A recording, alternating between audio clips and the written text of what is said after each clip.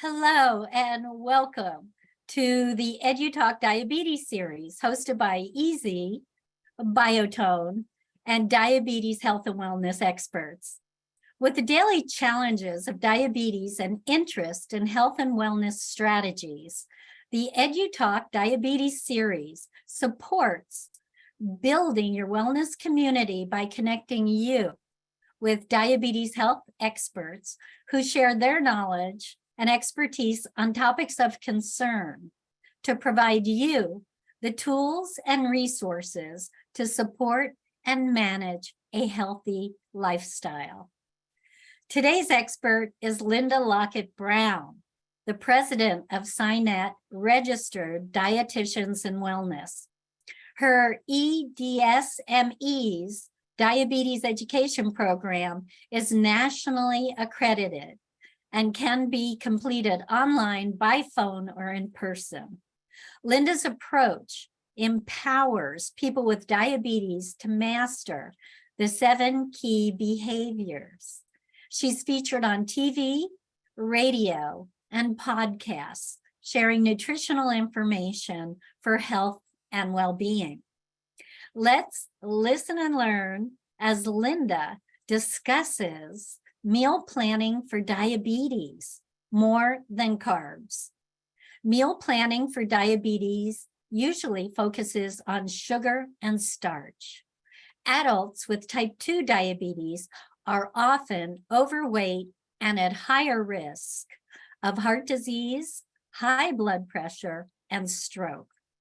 Linda shares what's really needed: a meal plan that addresses all of these health concerns while providing guidance and resources for achieving your healthy lifestyle goals. And with that, welcome, Linda. Thank you for joining us tonight. And I will turn the screen over to you and return at the end of your PowerPoint. And to everyone in the audience, thank you again for joining us. Feel free to chat Linda questions or comments during her presentation, which we will answer at the end. And all systems are go, so I'll see you on the other side. Well, I'm glad to be here, and we're just going to get started. So I picked this topic, meal planning for diabetes more than carbs, because people focus on carbs, but it's really about more than that. So let's look at what it is not. So meal planning for diabetes, it's not a diet. It's a way to eat. And the purpose of it is to keep blood sugar stable, and it's done by making good choices.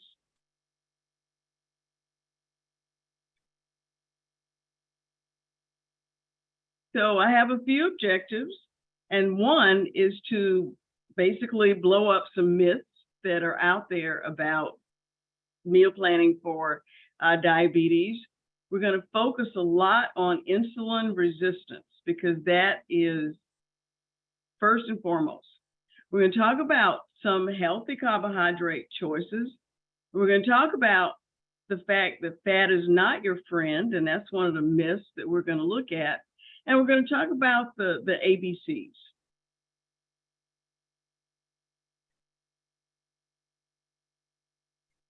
So the reason why meal planning when you're diabetic is more than just carbs is because when people are diabetic, they're at higher risk for heart disease, stroke, any number of what we call comorbidities. And so when you're planning meals, you have to consider those as well. And the good news is one meal plan can cover everything. So I want to do a little bit of background about what makes you diabetic in the first place. And what makes you diabetic, and we're talking about type 2 diabetes specifically, is insulin resistance. So when you think about insulin resistance, think about it as a barrier to your body using insulin. And so think about, if you look at this slide on the left, what's on the left is your cell, what's behind the wall is your cell, and what's on the right is glucose, and it's trying to get inside the cell. So when a person is diagnosed with type 2 diabetes, that process is blocked. So instead of glucose being able to move into the cell, it's floating around in the bloodstream.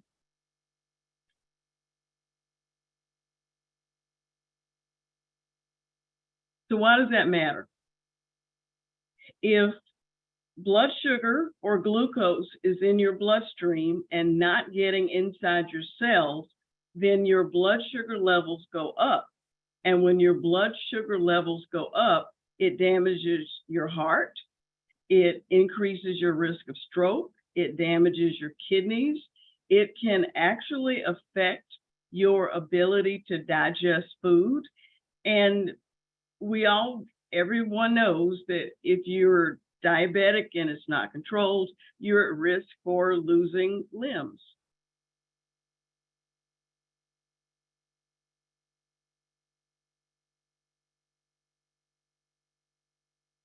So just how does that work?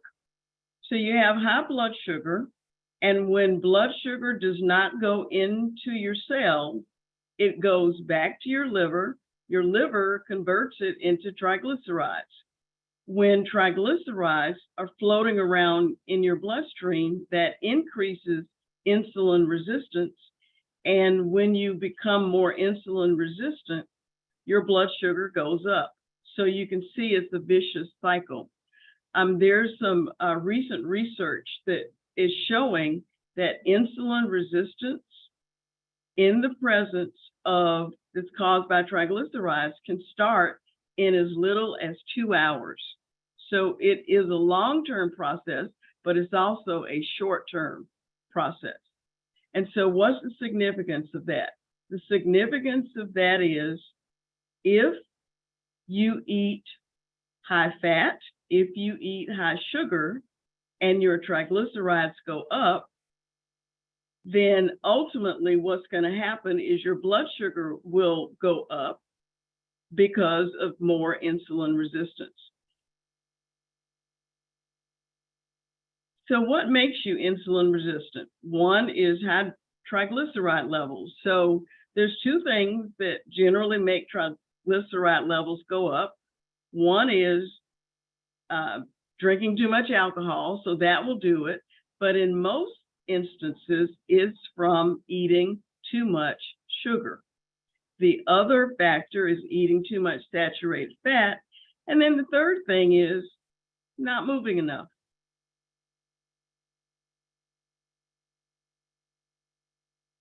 So one of the ways that we measure blood sugar control is with the A1C. And so what the A1C measures is average blood sugar over a 2 or 3 month period of time. And so what's the goal? Normal is considered an A1C of 4% to 6%.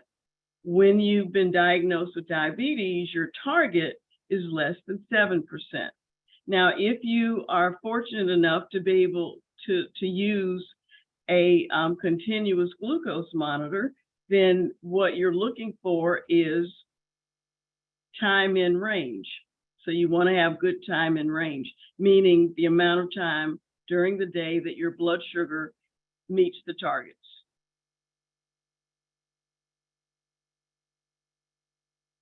So, when you go to the doctor, they tend to want to use big words, and they'll say cardiovascular. We're concerned about your cardiovascular system. So what do they mean? They're talking about your heart and your blood vessels. So what keeps your heart and blood vessels healthy is controlling blood pressure, controlling your cholesterol and your triglyceride levels, not smoking. And under aspirin therapy, I put a question mark because the World Health Organization and some other entities are questioning the use of aspirin therapy across the board.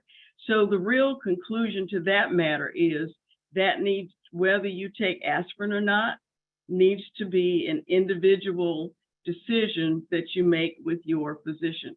So that's why I put a question mark. So when you're looking at fat targets, so I'm looking at fat targets in the bloodstream. So what are we looking for? We're looking for a total cholesterol of less than 200. We are looking at LDL levels of less than 100. And we want HDL levels, that's the good cholesterol, want that to be high. And so for men, it's higher than 40. For women, it's higher than 50.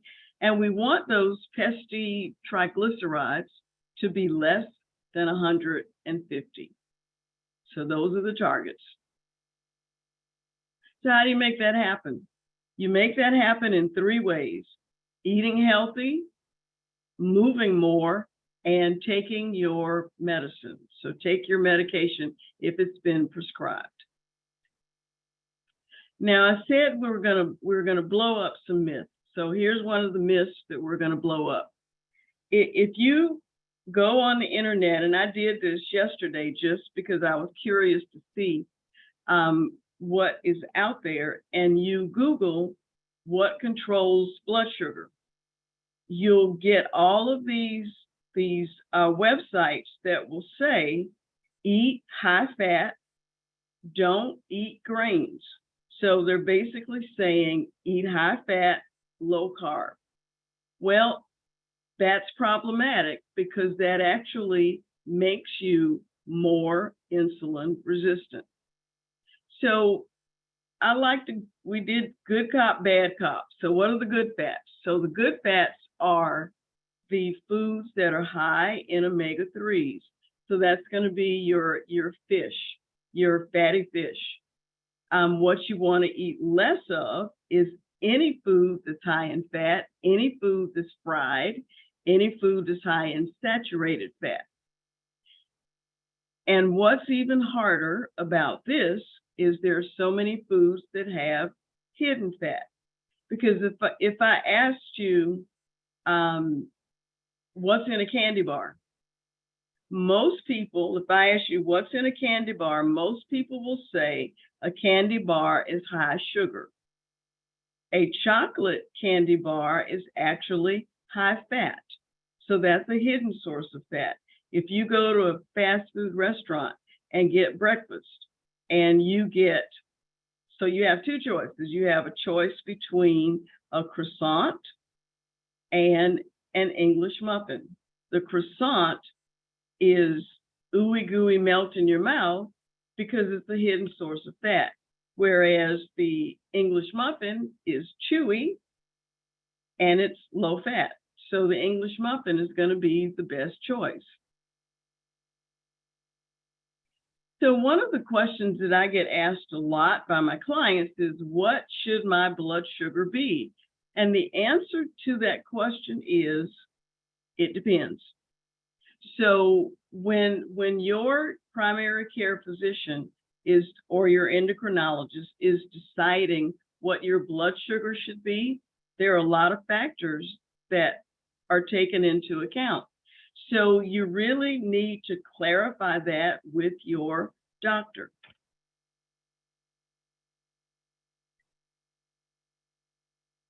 So one of the things that you want to do is you want to get your A1C in that range of 5 to 7.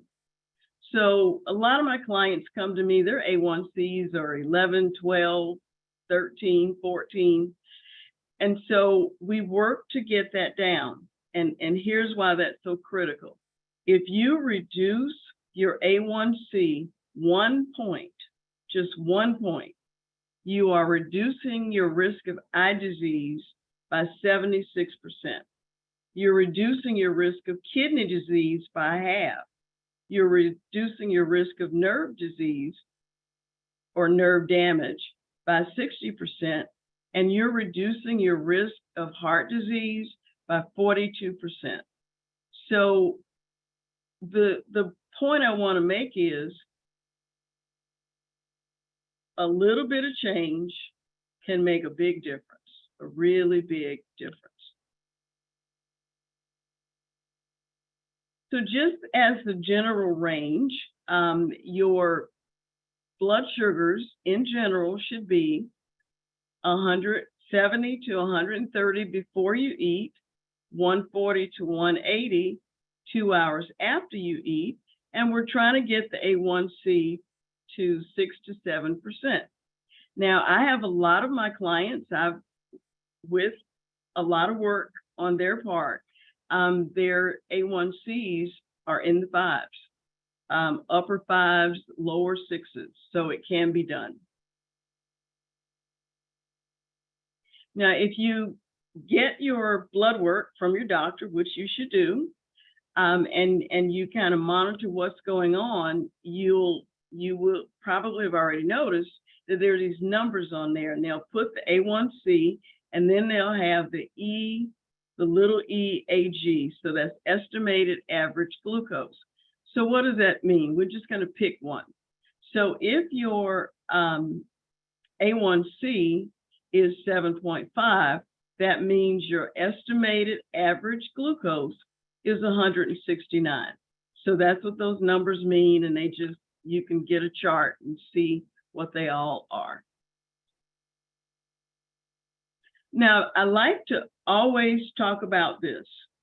If a person has sickle cell disease or sickle cell trait, the A1C is not accurate. So I just like to always throw that out there in case you've been checked, you have sickle cell or sickle cell trait, and you've been checking your blood sugar, and your blood sugars at home seem fine, but then you get your A1C and the A1C doesn't match what your blood sugars were at home. So just want you to be aware of that. So a better test, a test is better than the A1C if you have sickle cell or sickle cell trait, is the fructosamine test. And that's readily available, not hard to get. So let's talk about what is healthy eating. One of the main myths that I see on the internet is there are people recommending that you eliminate whole food groups. So they suggest that you eliminate grains, you eliminate dairy. So if you eliminate grains and eliminate dairy, what do you have left? Some groups say eliminate fruit. Anytime you eliminate a whole food group, what you will get over time is malnutrition. And then when you become malnourished, where your vitamin and mineral levels drop too low, you start getting other things that happen. So you don't want to eliminate a food group. What you do want to do is make better choices within the food groups. And later on, we're going to talk about what I call honoring the portion size. So we're going to talk about that toward the end. So what does it mean? So if I say healthy eating, what does that mean? It means that you're choosing nutrient-dense foods. You are being careful about the amount of the food that you eat at any one time. Your plate should be colorful. And I picked this slide in particular, I picked this picture because it's colorful. So when you have these fruits and vegetables that are bright red, orange, purple, deep green, those colors are actually bioflavonoids that protect you against heart disease and some other conditions. So you want to have whole grains. White bread is not healthy. Whole wheat bread is. They're not equivalent. They're not equivalent. And then you want to have low amounts or moderate amounts of fat. You want to eliminate trans fats, moderate your sodium intake, and then you want to run from added sugar. You literally want to run from that. So you have two broad classes of nutrients. One group has calories, one group doesn't. So we're going to look here at the ones that have calories. So there's carbohydrate, proteins, and fats. So carbohydrates have 4 calories per gram. Sugar has 4, starches have 4, but look at fiber. Fiber is in the carbohydrate category. Fiber has no calories. So if you eat foods that have more fiber, you're not going to get calories from the fiber, but you're also going to feel fuller longer, and it's going to keep your intestines moving. And that's important because some medications tend to kind of lock up your intestines. So if you're eating high fiber foods and drinking enough water, problem solved. Now, there are many people that will say, don't eat carbohydrates, eat more protein. So, but if you look at this from a calorie standpoint, you have gained nothing because carbohydrates and proteins have the same number of calories. And if your protein sources are from meat, if you eat too much meat, you're going to get protein, you're going to get extra fat, and that contributes to heart disease. And then we have the last category of fat, and that's 9 calories per gram. So just from a simple calorie perspective, you're going to get more benefit by eating less fat, more protein, and high fiber starches. So those are healthier choices.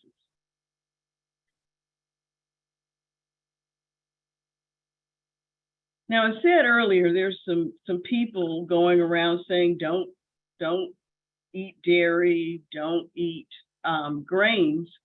Anytime you eliminate a food group, you are going to be deficient in vitamins and minerals because each food group provides different vitamins, different minerals. And so the key to all of this is getting the right balance.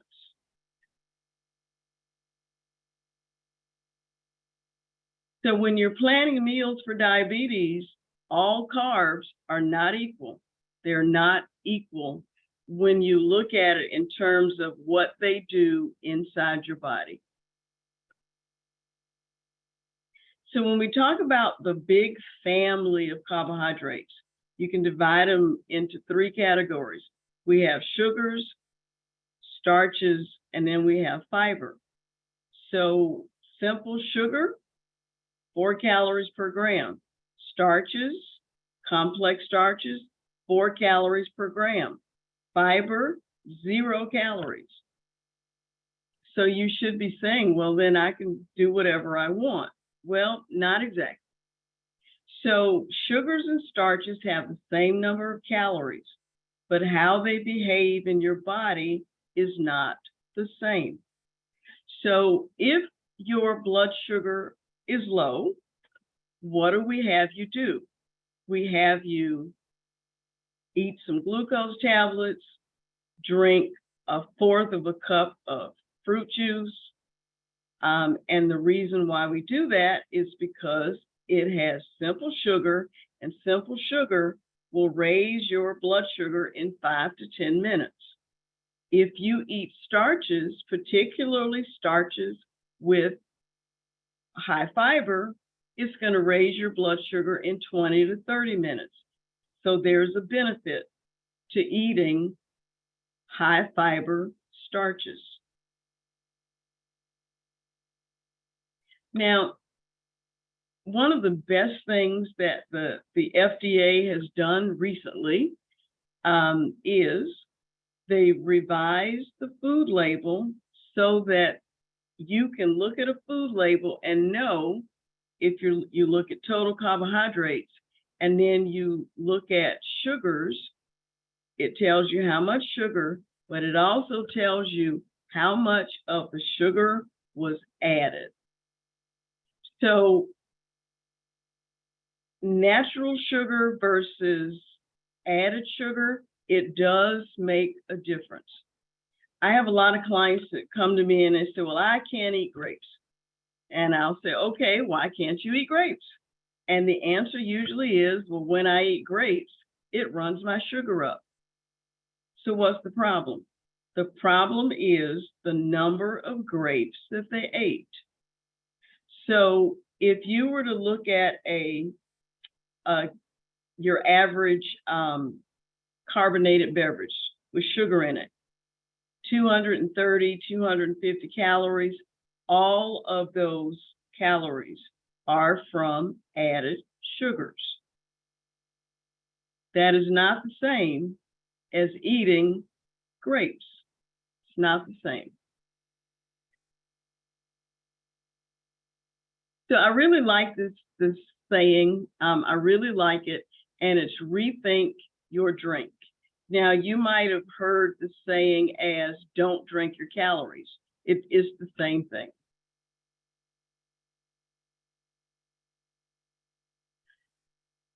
Now, there are many reputable organizations that will say to you that fruit juice and eating fruit are equivalent.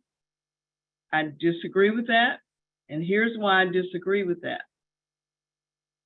If you eat an apple, a medium-sized apple, a medium-sized orange, you are getting fiber, you're getting vitamins, you're getting minerals, and if you ate, say, 60 calories of an apple and 60 calories of fruit juice, because of the fiber content, the apple is going to take longer to digest, so your blood sugar rise will be less than the blood sugar rise that you're going to get from fruit juice.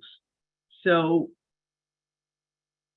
fruit and juice are not equivalent.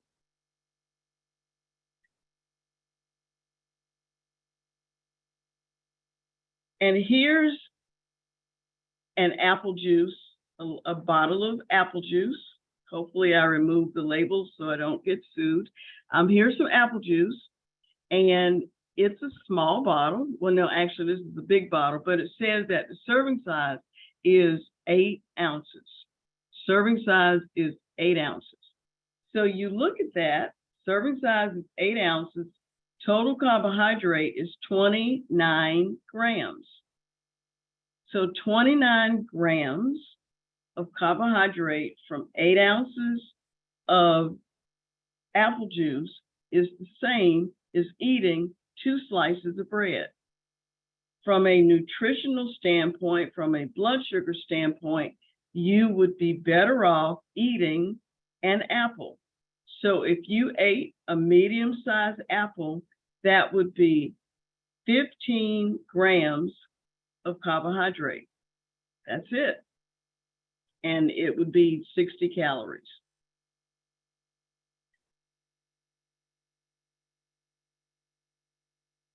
So then we have the sugary foods.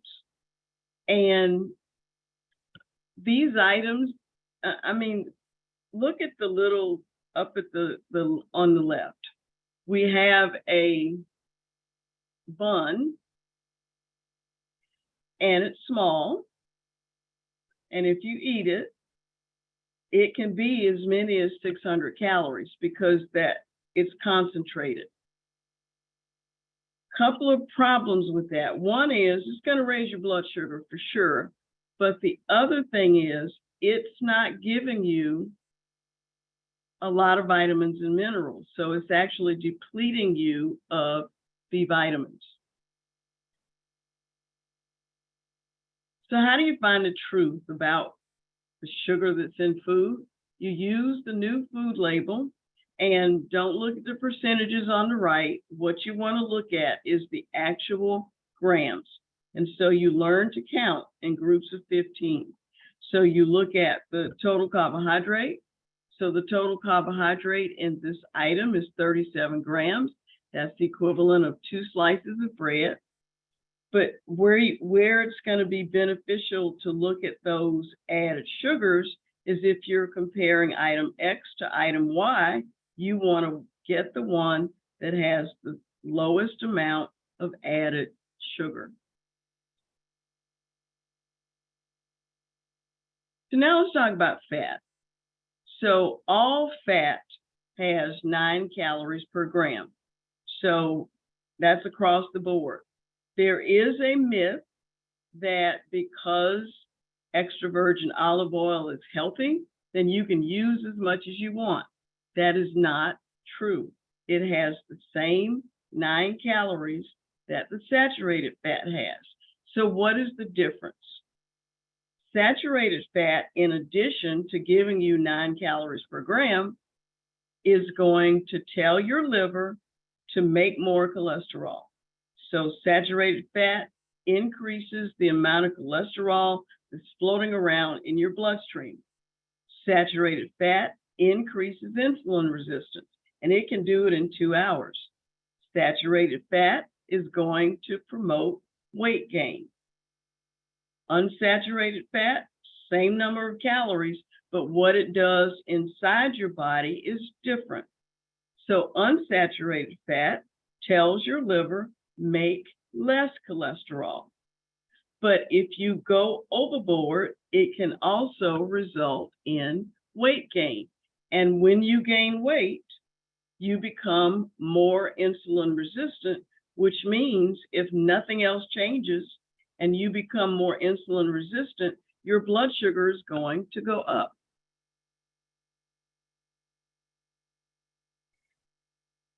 So on the right, we have a picture of what we dietitians call the SAD, which is the standard American diet, which is SAD. And that is filled with unhealthy fats. So if a person ate a lot of standard stuff, pizza, fries, hamburger, if that's where you get most of your calories from, that is making you more insulin resistant. And when you become more insulin resistant, you are on your way to type 2 diabetes. If you're already diabetic, your diabetes will get worse. And so we have the healthy fats on the left. So nuts are healthy fats. Extra virgin olive oil, healthy fat. Avocado is not a vegetable, it's a fat. So the key is, what is the portion? So if you eat 7 walnut halves, that is a serving of fat. If you eat 5 to 10 olives, that is a serving of fat. If you eat 1/8 of an avocado, that is a serving of fat. If you eat the whole avocado, you've eaten 8 servings of fat. So even though avocado is healthy, it doesn't mean that you can eat as much as you want.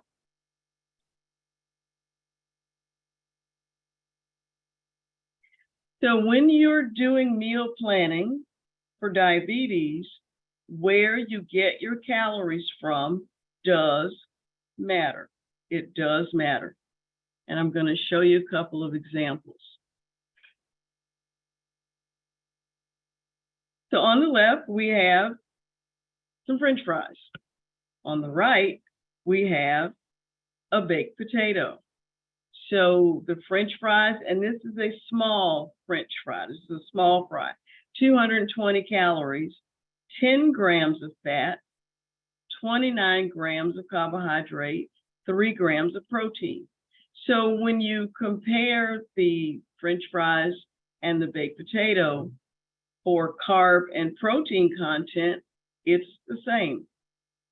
The difference comes in with the amount of fat. So if you choose to get your fat calories from this French fry, you will be making yourself more insulin resistant. So I have some clients and they'll say, well, I like ice cream. Is ice cream in the dairy category? Not really. From a nutritional standpoint, ice cream is in the other category, meaning it's something that you eat occasionally and you only eat a small amount. So let's compare couple of scoops of ice cream to a glass of skim milk. So the skim milk has twice as much protein as the ice cream. The skim milk has basically 12 grams of carbohydrate, whereas the ice cream has 32 grams. And it also has 14 grams of fat. So if you eat a lot of ice cream, in addition to getting 200 calories more than a glass of skim milk, you're also getting lots and lots of fat, which will make you insulin resistant, which will raise your blood sugar. And in addition to that, you're getting 32 grams of carbohydrate, which will also raise your blood sugar.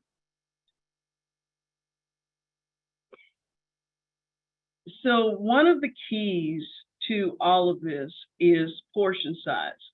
So you've seen the commercials, and it's just mind-boggling to me that someone will eat a burger that has 3 or 4 pieces of meat and have cheese and have mayonnaise. So portion sizes matter.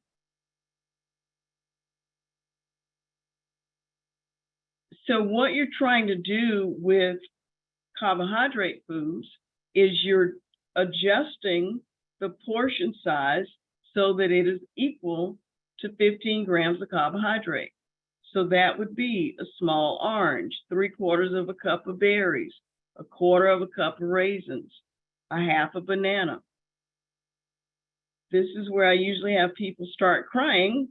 When we look at rice and pasta, it's 1/3 of a cup. Legumes, 1/2 a cup.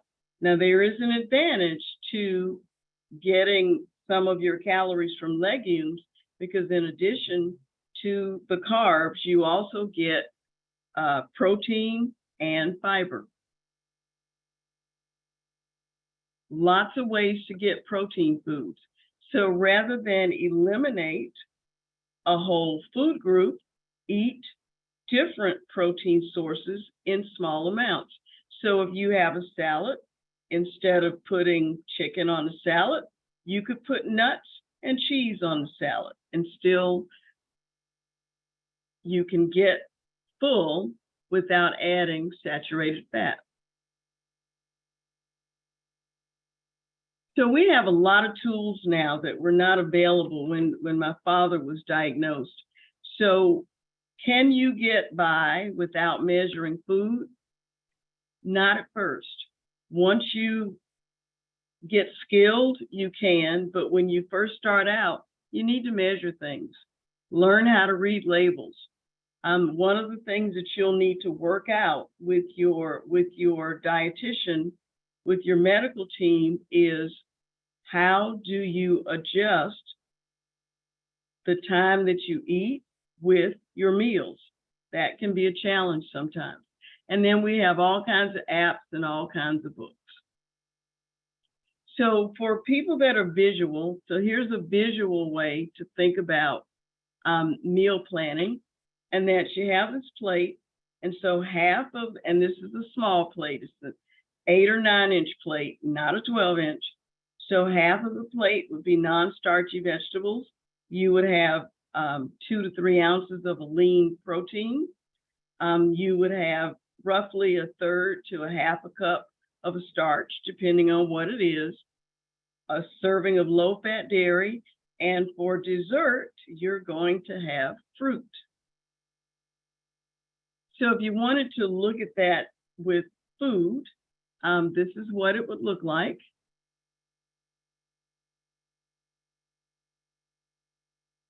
And if you drink carbonated beverages with sugar, this is what you want to do with it. Just pour it out.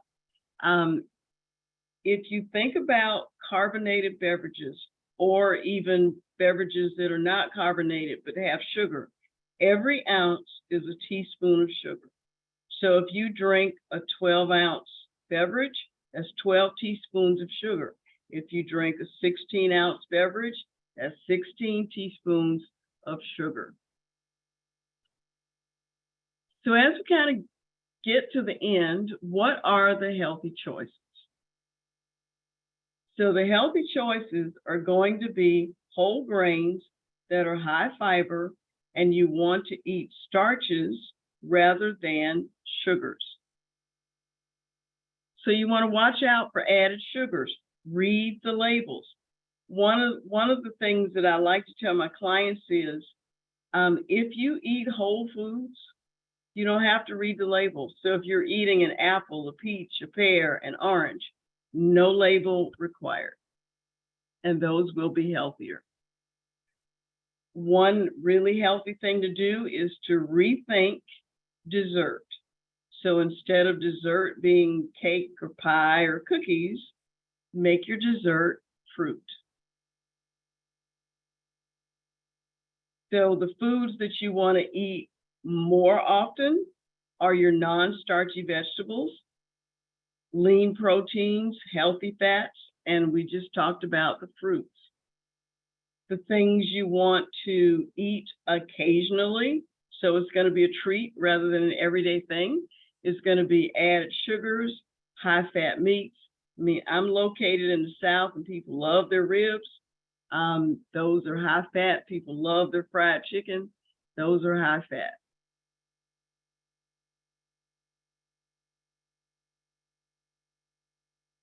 So your beverage of choice should be water. And we could do a whole separate lesson on beverages with artificial sweeteners, but that's beyond what we're going to do here tonight. But the beverage of choice is water. One of the things that most of my clients want to do is lose weight. The best way to lose weight is to, well, of course, good food choices, but drink more water. It actually speeds up your metabolism. So I have clients that say, I hate water. I don't like the way it tastes. So we have lots of options for things that you can add to the water to give it flavor without giving a lot of calories.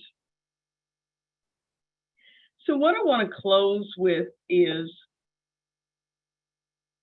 you want to eat so that you are not increasing your insulin resistance, because insulin resistance is what makes you diabetic. Anything that you do that increases your insulin resistance is going to get your blood sugar out of control. So we have a way to help you. Our approach is different in that it is individualized, and we take you wherever you are, and we can together come up with some ways to get you where you need to be. So if you are interested in our diabetes education program, you can call 866-954-3518. Leave your information with the receptionist, and we will call you back and get you set up. So I am ready to answer questions. Well, thank you, Linda. That was very informative, and I got a chuckle out of the big bowl of ice cream, and the spoon next to it was so tiny. I would never eat ice cream with a tiny spoon, but now you have me rethinking.